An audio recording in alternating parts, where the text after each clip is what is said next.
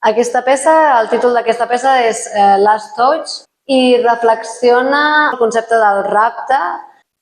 Vaig començar a fer aquesta peça després de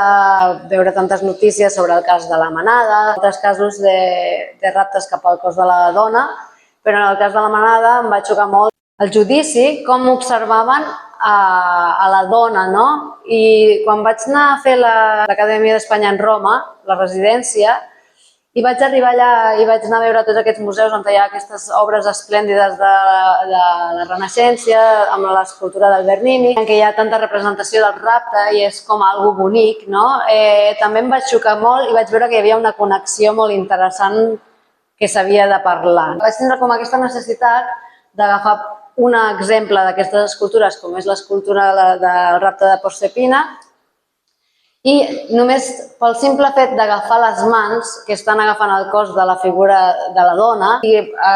ampliar-les a un tamany monumental, la idea de crear una instal·lació